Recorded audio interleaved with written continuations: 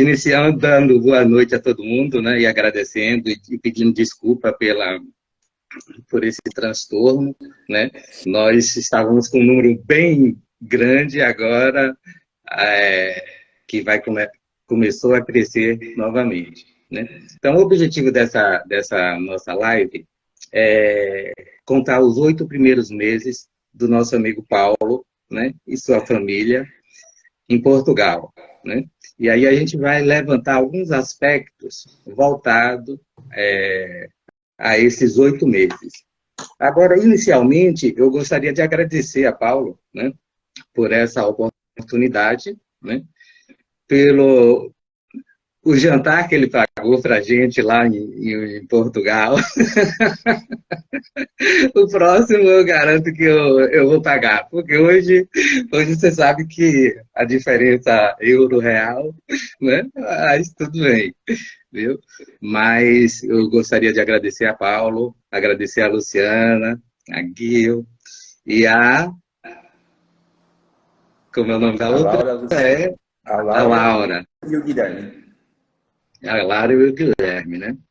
E aí a gente vai conversar, né, um pouquinho sobre essa experiência de vocês, porque o que eu tenho percebido? Tem muita gente que está com vontade de ir para Portugal, né, mas não sabe o que fazer, né, tem medo do que vai encontrar, né, e aí, só para esclarecer um pouco para as pessoas, eu vou para eu vou para a Europa, né? Eu creio que no final desse ano, mas isso é um planejamento já há 4 anos, né? Então, já há 4 anos que a gente se prepara para fazer isso. Então, isso é um ponto fundamental nessa mudança, né, para um país tão distante, né? Mas aí agora eu quero ouvir de Paulo, né? Quero passar a palavra para ele, né? E para a Luciana, para que ele fale para a gente como foi que aconteceu, né? Qual foi o primeiro passo, o que foi que aconteceu para que eles fossem para Portugal. Porque eu tomei um susto. Quando eu cheguei em Portugal, que eu coloquei a postagem e você disse, olha, eu estou aqui, eu digo, Paulo aqui em Portugal, né? Então, aí eu gostaria que você mostrasse, demonstrasse isso para as pessoas que estão nos ouvindo. Boa noite a todos. Bom, Gelson, sobre o jantar, fique à vontade, sempre convidado, apareça por aqui. Será um prazer a gente estar curtindo um momento com você e que uma pessoa especial, uma pessoa muito legal que apareceu aí na nossa vida, né? Mas falando aí sobre Portugal, né? Eu acho que a primeira coisa que a pessoa, quando pensa em vir para Portugal, é o estilo de vida, né? Então o pessoal sempre fala assim, lá você vai ter um melhor estilo de vida, você vai ter uma qualidade, segurança, tudo isso daí a gente vai falar. Mas as pessoas têm que tomar muito cuidado com redes sociais. A mídia é muito forte, tem muita gente atrás de pessoas para poder fazer negócios com esse tipo de mudança na vida da pessoa, né? Então, eu acho que um dos primeiros temas que a gente vai abordar aqui, que é o planejamento, e evitar ser bombardeado, né, de TikTokers, de YouTubers, de todos esses pessoais aí que acabam passando uma imagem um pouco distorcida do que é a realidade aqui, né? Então, eu acho que isso daí é a primeira coisa que a pessoa tem que ficar atenta. Falando um pouquinho da nossa experiência, né? A gente tinha já como objetivo ter esse desafio, né, e uma experiência de vida de morar fora do país. Então, a gente sempre colocou dentro das nossas metas a gente ter essa experiência. A princípio, a nossa ideia era ir para a Espanha. Então, a gente tinha uma meta de ir para a Espanha, mas por causa da pandemia, por causa de todos esses acontecimentos aí dos últimos anos, as coisas aí tomaram outros rumos e a gente acabou tendo essa possibilidade de vir aqui para Portugal, né? A convite da empresa onde eu trabalho.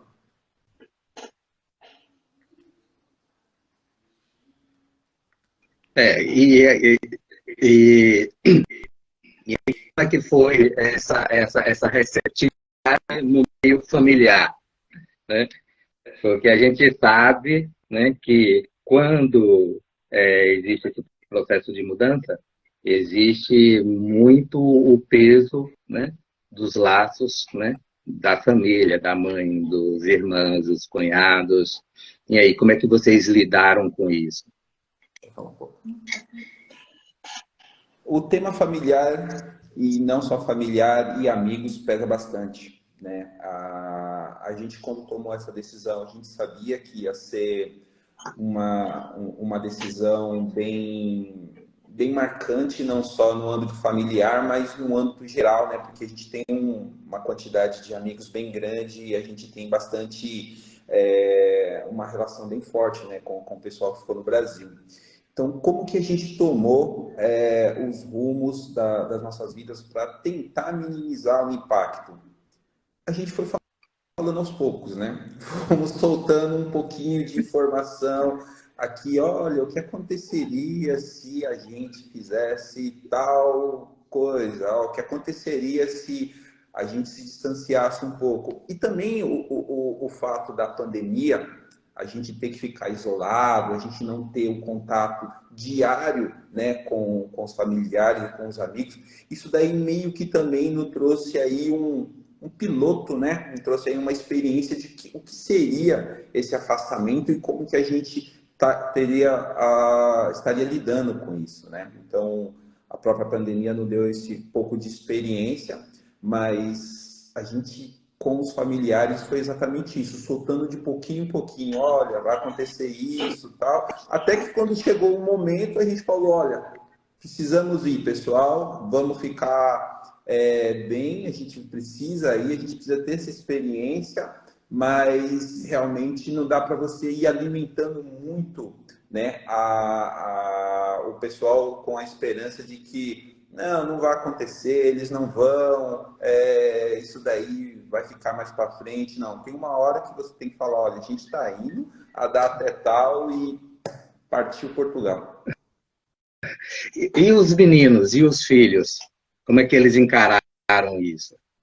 Bom, as crianças, a princípio, eles são pequenos, né? São crianças ainda. A Laura tem 10, o Guilherme tem 9. Então, eles tinham como uma ideia de uma viagem de férias prolongada. Eles tinham mais ou menos essa ideia, né? Mas aí a gente foi conversando com eles, a gente foi colocando na cabeça deles, né, de que realmente a gente estava tendo uma mudança bem brusca, né? Ia ser realmente uma mudança que ia afetar a rotina deles. Criança é muito baseada em rotina, né? Então, a rotina deles já estava muito bem estabelecida no Brasil. Eles tinham como rotina ir para a escola, visitar os amigos, né? Ao final de semana ir na casa da avó, passear. Então, isso daí estava bem estabelecido.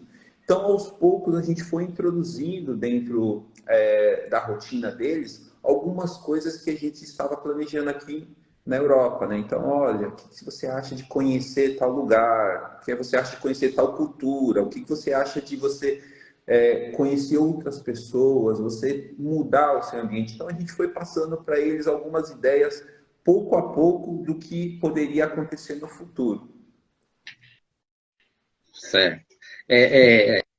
As pessoas precisam saber que você foi para Portugal porque a empresa, né, como você mesmo disse, fez essa transferência, né? Então você já foi trabalhando, né? Então essa questão de visto, tudo isso a empresa providenciou, correto? Exato. No meu caso, como a gente teve essa possibilidade de uma transferência, né, digamos assim, de uma empresa que é multinacional, ela não é brasileira, né? Houve uma pergunta aí, ela é uma multinacional sueca, e trabalhando no Brasil, a gente fez todo esse processo de mudança para cá. Então, a empresa ela foi responsável por tudo, né? Então, ela solicitou um visto de trabalho para mim, ela que fez toda a minha mudança física mesmo, né? Dos móveis, todas essas coisas, ela que fez toda essa logística para trazer para cá, né? Quando nós chegamos aqui, ela foi responsável por buscar toda a nossa documentação. Então, tem uma empresa que eles chamam hoje Relocation, né? que essa empresa ela busca todo esse tipo de logística e ela auxilia você aqui dentro dos processos quando você chega. Muito diferente das pessoas que vêm para cá, né, se aventurar assim sem visto nenhum, né, simplesmente Sem como ver. turista, e quando chega aqui cai numa realidade um pouco complicada para buscar aí os desafios. Uhum. E essa questão do reagrupamento familiar já está sendo resolvido? Vai ficar em cargo da empresa, vocês que vão providenciar? É tudo a cargo da empresa, né? O reagrupamento familiar é um processo que é feito depois que, no caso, eu tirei a autorização de residência, então eu já estou legalizado. Como minha família, ela entrou como turista, depois de eu receber o meu título de residência, eu solicito esse reagrupamento familiar. Mas tudo isso é feito pela empresa. É claro que a gente também pode ter as nossas ações de tentar ajudar essa empresa ligando no governo para tentar reagendar, tentar alguma antecipação, mas é tudo por conta da empresa, essa parte de documentação, burocracia. Certo. E o que você aconselharia a uma pessoa que pretende ir para Portugal nesse aspecto financeiro? Eu fiz algumas postagens e ali a gente tem várias perguntas, né? Quanto é que é necessário? Quanto é que eu vou gastar? Né? Eu lembro que uma coisa que ficou marcante em minha cabeça naquele jantar que a gente teve foi quando você me falou, Gelson, aqui nós temos 20% de magnatas, né? São aquelas pessoas super ricas, e 80% são todo mundo praticamente igual. Todo mundo consegue sair para jantar, todo mundo consegue ter um carro, todo mundo consegue viajar, né? Então, isso foi uma coisa que marcou, né? Eu disse, rapaz, não é verdade isso, né? Mas para isso, né? Para que isso possa acontecer, a gente tem que ter esse planejamento financeiro, né? Então, o que que você diz, o que que você acha, o que que você acredita que seria algo necessário para que a gente suprisse esse tempo, porque o visto de trabalho, ele é um visto de 6 meses e pode ser renovado por mais 3 meses, né? Então, praticamente um ano, né? Então, praticamente um ano. Eu acredito que a maioria das pessoas que eu conheço, na primeira, na segunda semana, terceira semana, já estão trabalhando, né? Mas e aí? Para esse período curto, o que você acha que seria necessário? Como você disse, né, o planejamento ele tem que estar muito bem definido antes da pessoa tomar a decisão de comprar o bilhete e fazer essa mudança na vida dela. Porque o que acontece? A gente ouve muitos dizerem que em Portugal tem muitas ofertas de emprego, o governo agora mesmo abriu esse visto de 6 meses de trabalho, né? Mas o que você tem que prestar muita atenção e tomar cuidado é exatamente com o seu planejamento financeiro. Porque quando você chega para procurar um emprego, e existem várias ofertas de emprego daqui, mas são ofertas de emprego muito referente a algumas áreas específicas. Então, você vai encontrar muito emprego na área civil, você vai encontrar muito emprego na área de transporte, você vai encontrar muito emprego na área de comércio, então, restaurante. Então, assim, são áreas específicas que vão pagar um certo valor para você, mas esse certo valor que eles vão pagar para você é referente às pessoas exatamente que estão vindo com esse intuito. Se você quiser ter um pouquinho mais de renda, se você quiser trabalhar em algo um pouco mais especializado, você já tem que vir com visto, você já tem que vir com algum tipo de documentação específica, porque a empresa vai pedir. Não adianta você chegar aqui e falar, olha, eu tenho experiência. Ah, tudo bem, você tem experiência, mas você tem a documentação, você está legalizado para eu poder te contratar como um funcionário, né? Então, para você Uhum. ser diferenciado, você precisa ter um certo nível de documentação. Senão, você só vai se adaptar e vai ser colocado dentro desse mundo de empregos que está sendo colocado agora, que é esse nível um pouco mais baixo. Inclusive, eu acabei de fazer uma postagem demonstrando isso, né, e dizendo que existe alguns sites do próprio governo que eles fazem esse tipo de encaminhamento, né, para que as pessoas geralmente tenham essa facilidade e não caia em mãos erradas e também não passe por certos transtornos, né. Mas outra coisa que eu gostaria de falar é sobre o arrendamento, né? E aí a gente tem nossa amiga aí, Luciana, né? Que pode ser mais específica com a gente sobre esse tema, né? Quais são as necessidades, quais são as exigências, o que, que a gente precisa realmente fazer para que a gente chegue em Portugal e já tenha, né, um imóvel locado, né? No caso, seria arrendado aí. Então, para arrendamento aqui em Lisboa e nos arredores, na Grande Lisboa, está muito difícil. Tem poucos imóveis, os que tem são bem caros, o pessoal vem meio iludido, achando que vai pagar 600, 700 euros de renda. Tá difícil achar nessa faixa de valor. Imóvel próximo do centro, não acha. E normalmente eles vêm sem documentação, sem NIF a gente não consegue, sem o imposto de renda. É proibido aqui por lei pedir vários calções, mas os proprietários pedem. Apesar de ser proibido, essa lei não segue. Eles podem pedir 2, 3, 4 calções, mais renda extra, chegando até 10 rendas. E como a procura é muita e tem poucos imóveis, tem gente que acaba pagando. Então, o que acontece? Quem vem com dinheiro limitado não consegue alugar. Quem vem com bastante sobra, consegue. Se você vier com dinheiro contadinho, você vai ficar sem, você acaba alugando um quarto, que não é legal. Aqui tem muito aluguel de um quarto só, compartilhado, né? A casa compartilhada. Aqui é bem comum fazer isso. Mas para uma família com filhos, tudo isso não é legal. Mas é o que os brasileiros estão fazendo. Então, no momento, eles estão alugando um quarto, que é o que eles têm condições de pagar. Eu lembro que no nosso jantar eu falei com você que eu queria ficar no centro de Lisboa, né? Aí eu disse, olha, eu pago até X. Aí você disse, olha, com a metade desse valor você vai morar bem, né? Vai viver bem e vai viver 15, 10 minutos, né, de distância, né? Isso eu estou dizendo de transporte, né? De Lisboa, do centro de Lisboa, né? Então, isso também é algo que a gente precisa analisar, né? A zona, Na hora. né? A zona é fundamental. A zona. Saiu de A zona. Lisboa, já consegue pagar um pouco mais barato. Margem Sul, né? Que eles falam que é atravessando a ponte. Margem Sul, você consegue um aluguel mais barato.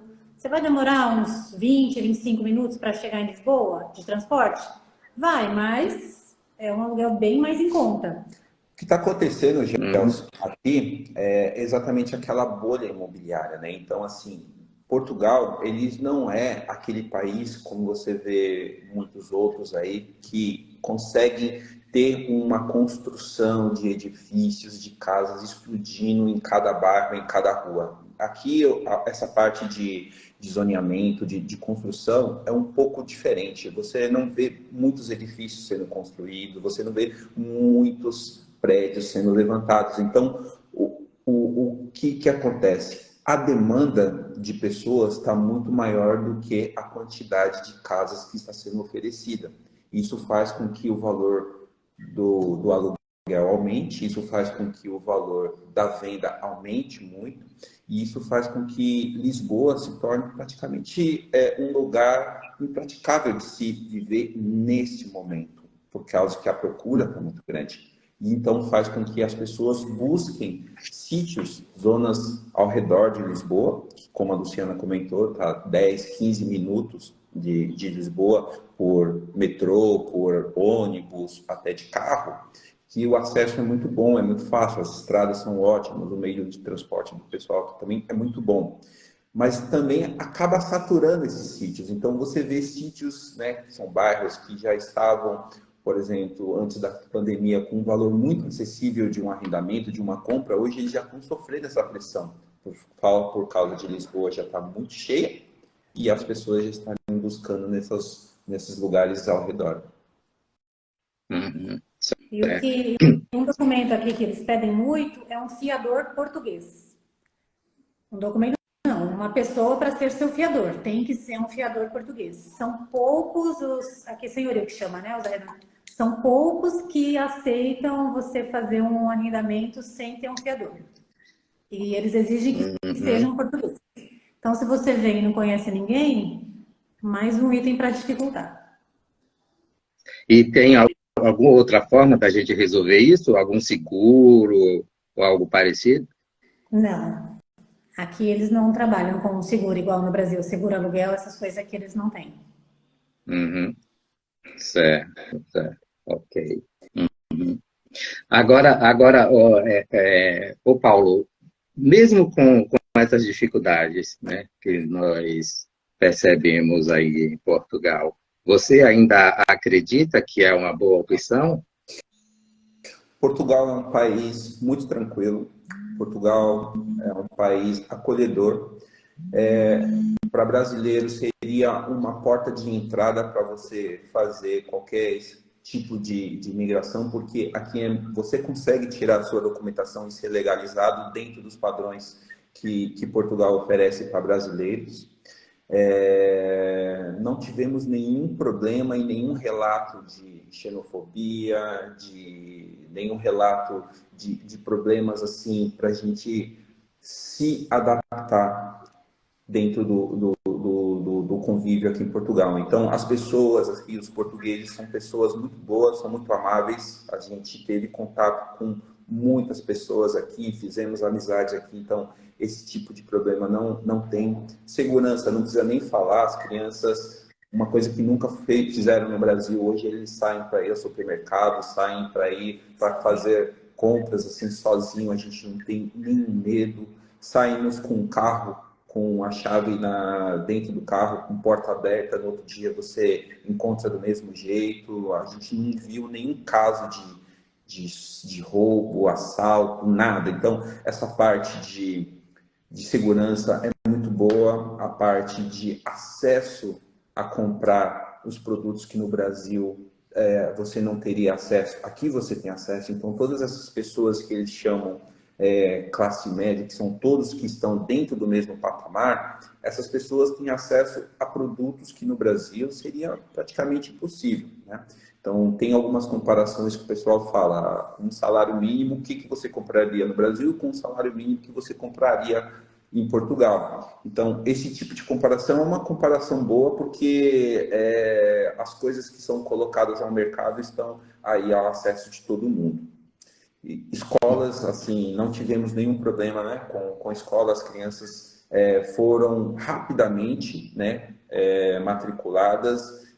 Os próprios professores falaram, não perde tempo, traz eles para cá, mesmo que a documentação ainda não esteja completa, vamos colocá-los dentro da sala de aula para interagir com as crianças e colocá-los dentro da rotina do dia a dia. Então, essa parte de Portugal, né, essa parte é muito boa, essa parte a gente não tem o que falar, é muito boa mesmo. O que realmente, nesse momento, que eu vejo como um problema é essa parte de habitação, a parte de arrendamento, a parte de comprar um imóvel devido aí ao Covid, devido à guerra, né, na Ucrânia, que influencia bastante. Taxa de juros. E as taxas de juros, né, que estão fazendo com que a inflação fique um pouquinho mais elevada. Então, estamos aguardando aí o governo, né, tomar algumas ações aqui para que consiga reduzir essas taxas, consiga diminuir essa pressão aí dentro da parte habitacional. Resolvendo isso daí, é um ótimo lugar. Hoje eu estava ouvindo uma live, eu não sei do qual era o país que a pessoa fazia referência, mas ele fazia referência ao Brasil e falava, olha, no Brasil você trabalha e você não consegue nada, né? Você chega no final do mês, mal você paga as contas, quando paga, né? E outros países não. Você trabalha, né? E você consegue pagar suas contas, né? E muitas das vezes você consegue fazer uma reserva, né? Então, isso que a gente percebe, né? Nos países lá da Europa. E fazendo referência aqui a gente a Portugal, certo? Então, Paulo, o que basicamente a gente precisa, né, ter cuidado na hora de fazer essa, essa transferência, né, para Portugal. Primeiro, o planejamento, né, para você verificar qual é o país real. Eu mesmo comecei dizendo, não, eu vou para Portugal, vou para Portugal, pronto. Mas hoje já está certo que eu irei para a França, né? Então, você tem que fazer isso. Se você tiver condições de ir lá, conhecer, visitar, conversar com as pessoas da forma como eu fiz, ótimo, né? Mas se você não fez, tem como ler aí na internet, tem que buscar profissionais sérios, né? Que podem te orientar, né? Nessa questão de visto mesmo. Qual o visto mais adequado para a minha situação? Se é o visto de estudante, se é o visto para procurar emprego, se é o visto de aposentado, se é o visto de investidor. Existe uma infinidade de vistos para Portugal, né? Mas aí você precisa buscar, né? Ou buscar na internet estudando, né? Ou então uma pessoa, né, para que te oriente em relação a isso, né? Nem todo mundo, né, vai conseguir o que você conseguiu, né? Uma multinacional que te levou no mundo todo. Hoje são poucos países que você não conhece, né, através dessa empresa, e que agora está te dando a oportunidade de morar na Europa, né? Então, eu te agradeço muito, te agradeço a Luciana esse tempo, né, que vocês se colocaram à disposição da gente, né? E os meninos que eu não vi aí, vocês colocaram ele para dormir ou prenderam na cozinha? É mais tarde, né? Como aqui já é 10h30, né? Eles já estão um pouco cansados, já estão lá no quarto. Já estão na escola, já estão as aulas, então já estão deitados. Certo. E aí eu abro a palavra para vocês se despedirem, né? E eu, mais uma vez, agradeço a você e a Luciana. Eu acho que o importante, o recado que a gente pode passar, Gelson, antes da pessoa tomar essa decisão, é realmente tentar buscar auxílio, recomendações, sugestões das pessoas que aqui já estão e passaram por isso, né? E, de alguma maneira, buscar alguém que tenha esse tipo de experiência para passar a realidade e não ficar muito ligado às redes sociais, a TikTokers, a YouTubers, né? Porque a gente vê muito daqueles vídeos, o que eu consigo comprar com 10 euros no supermercado. A pessoa sai com aquele carrinho cheio de coisa. Toma cuidado, né? Você não vai comer batata frita e tomar refrigerante todos os dias, né? Então, tem que tomar muito cuidado com isso e buscar realmente a informação correta, né? Através dos canais oficiais aí para ver a situação. Com um bom planejamento, sim, é possível, a pessoa consegue viver aqui. Eu gosto de falar que a Europa não é exatamente como os Estados Unidos, onde as pessoas buscam ganhar dinheiro, né? Aqui a pessoa ela vai conseguir ter acesso a muitas coisas, ela vai conseguir ter uma qualidade de vida com uma segurança. Mas se a pessoa vier para cá, para a Europa, com o intuito de ficar milionária, ela vai ter que ver o que ela vai ter que fazer, porque trabalhando e recebendo de uma maneira correta, ela vai ter uma ótima vida, vai ter uma boa qualidade de vida, acesso a muitas coisas gratuitas que tem aqui, como escola, como saúde, como parques, há muitas coisas muito boas aqui que são oferecidas de graça, mas não é o local para você trabalhar pensando só em ganhar dinheiro. Eu acho que aqui a qualidade de vida vem muito mais à frente. Ok. Lu? E eu quero dizer, venham preparados para pagar muitas rendas de início de aluguel. Me procurem, 121. Evitei não deixar para quando chegar aqui, deixa eu ver onde que eu vou morar. Não, faça essa pesquisa antes, vê o bairro que você quer, a cidade, se tem escola perto, se é perto de centro, tudo. Não deixa para resolver tudo quando chegar aqui. Porque nisso demora muito tempo. Nós já viemos com um local mais ou menos arrumado, nós demoramos um mês, quase um mês para escolher esse apartamento. Porque a gente tinha um mês de hotel. Então, imagina se você vem sem nada, pagando Airbnb, a despesa é muito grande. Então, você já tem que vir com tudo meio preparado, sabendo onde você quer ficar e, se possível, já contactar um corretor daqui para quando você chegar, você já ter onde ficar. Ok, tá bom. Muito obrigado, Paulo e Luciana, mais uma vez, né? O nosso intuito com essas lives é uma live curta, né?